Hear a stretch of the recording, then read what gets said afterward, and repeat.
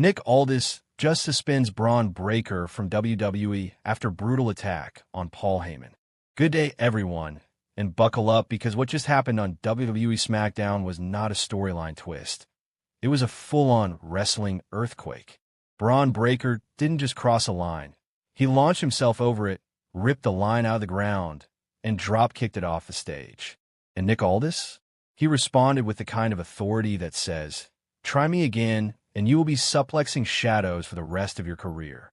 Before we dive into this wild ride, make sure you subscribe to WWE Extreme and click the notifications bell icon so you never miss the chaos, the drama, and the pure madness happening every week.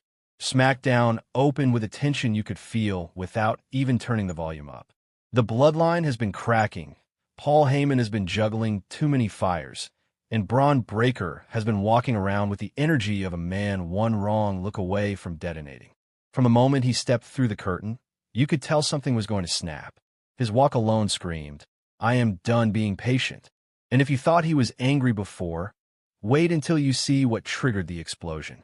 It all kicked off backstage when Heyman approached Breakker, attempting to guide him, translation, manipulate him, like he has done with champions for decades.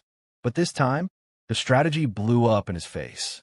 Breakker warned him clearly, calmly, even politely, well, politely for Bron, but Heyman did that thing he always does where he talks like he is reading ancient scriptures instead of having a normal conversation. And that was it. The spark met gasoline. Breakker grabbed Heyman by the suit jacket and smashed him against the production crates like he was trying to merge him with the metal. Officials rushed in, yelling, panicking, losing control of the situation before it even started. But Bron Breakker was a storm. He threw bodies aside like they were training dummies and locked eyes on Heyman with the kind of rage that would make prime Brock Lesnar say, "Maybe calm down, brother." Heyman stumbled away, probably praying in 6 languages, but Breakker pursued him all the way to the entrance ramp. In front of the entire arena, he lifted Paul Heyman like he weighed nothing and delivered a spear that would qualify as a natural disaster. Heyman hit the floor so hard the crowd fell silent for a moment. One of those silences where everyone collectively thinks, wait, did we just witness someone's career collapse in real time? EMTs rushed out, commentary was stunned, and even the wrestlers backstage looked shaken. Because attacking Heyman is not like attacking any other manager. This is the man tied to Roman Reigns, Solo Sikoa, the Bloodline, and every political string backstage. If you choose him as a target, you're either incredibly brave or profoundly reckless. Bron Breakker? He is both. Enter SmackDown General Manager Nick Aldis, a man who rarely raises his voice because he does not need to. His tone alone could cut through steel. He reached the scene moments after Heyman collapsed, staring at Bron Breakker like he was trying to decide whether to fire him, suspend him, or actually fight him himself. Breakker, still breathing like a dragon in a bad mood, did not back down. He got in Aldis' face, practically daring him to do something. And here is where Nick Aldis made it clear he is not playing favorites, not playing politics, and definitely not playing babysitter to a rampaging powerhouse. Aldis stepped forward and, in front of cameras, referees, and agents, shouted that Bron Breakker was suspended indefinitely. No hesitation, no warning, just judgment delivered instantly. Breakker laughed. Not a normal laugh. A "you think you control me, but you do not understand the monster you just poked" laugh. He reached over, grabbed the steel barricade, and hurled it aside in a rage that sent security running for their lives. Every single person in that arena realized this was no ordinary suspension. This was a countdown to a much bigger explosion. Aldis stood firm, barely, but you could see the tension in his jaw. He knew he had thrown gasoline on an already blazing fire. Bron eventually backed away, but not before pointing straight at Aldis with a look that promised one thing. This is not over. Officials scrambled to update the show layout. The Bloodline locker room reportedly went into panic mode. If Roman Reigns were present, he probably would have thrown furniture. Solo Sikoa, already simmering with his own rage issues, was said to be furious. Because regardless of Bloodline politics, Heyman is the centerpiece, the strategist, the man holding everything together. An attack on Heyman is like punching the motherboard of the entire WWE machine. Meanwhile, Breakker walked out of the arena like a man who had not just flipped the company upside down. Security trailed him from a distance, as if any of them actually wanted to catch him.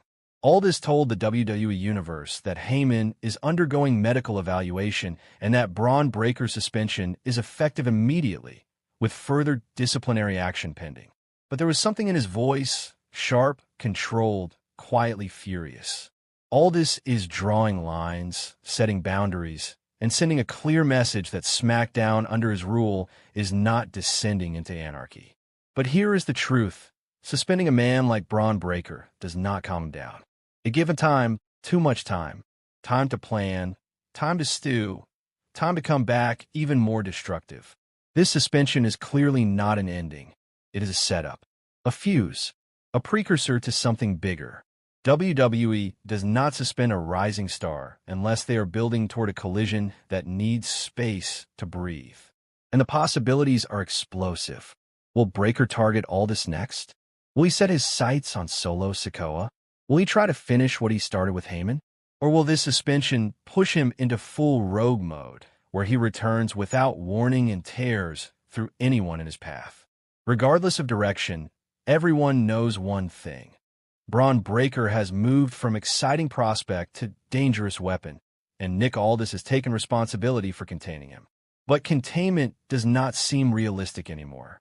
Transition hook, and if Heyman makes a recovery, that is where the story gets even richer. Heyman, for all his cunning, is fragile. This attack was not just violent, it was humiliating.